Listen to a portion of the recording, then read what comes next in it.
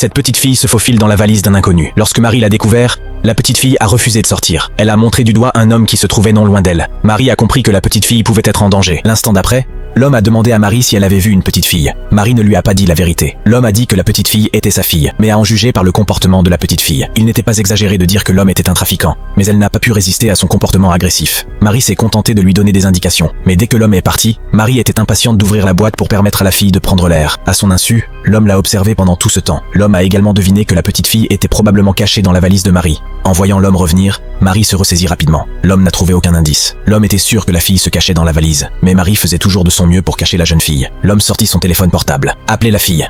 C'est bien mon téléphone portable. Mais l'homme était trop stupide pour croire l'histoire de Marie. Il insiste pour que Marie ouvre la valise. Marie, qui avait aidé d'autres personnes en chemin, a décidé de se battre contre l'homme. L'homme n'a pas forcé Marie à ouvrir la valise en raison de son sexe.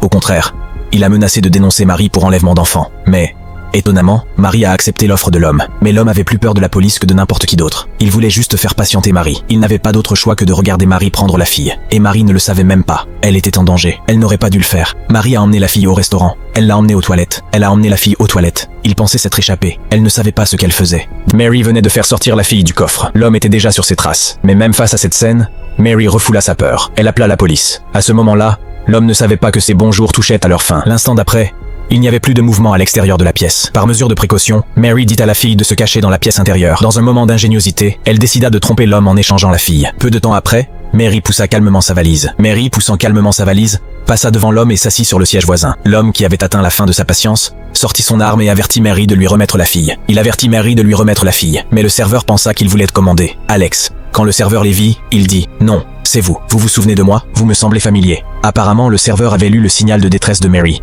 C'est pourquoi il agissait comme s'ils étaient de vieux amis. Mais leur conversation retardée fut bientôt interrompue par l'homme. Dans un moment de désespoir, la serveuse demanda à l'homme de prendre une photo d'eux ensemble. L'homme fut contraint de le faire. À son insu, il était déjà tombé dans le piège de Mary. Profitant de l'occasion pour obtenir un téléphone portable, Mary mit la fille toujours dans la salle de bain. Les choses écrites dans le mémo, pour voir le texte du serveur soudainement réalisé. Mais avec le serveur parti, Mary se retrouva de nouveau entre les mains de l'homme.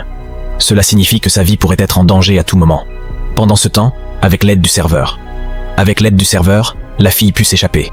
Pour l'instant, Mary était soulagée de remettre sa valise à l'homme. Mais dès que l'homme ouvrit la valise, réalisant qu'il était taquiné, il devint immédiatement furieux. Mais comme c'était un lieu public, l'homme n'osa pas agir imprudemment pour le moment. Heureusement, l'homme, qui ne se concentrait que sur le corps de la fille, pensait que la fille était toujours dans la salle de bain. Quand l'homme entra dans la salle de bain, Mary utilisa un balai pour verrouiller la porte. La vérité est que la fille avait été enlevée par l'homme, grâce à la bonté de Mary, qui était un ange. Et c'est ainsi que fonctionne le monde. Il y a toujours des gens qui apportent de l'espoir au monde.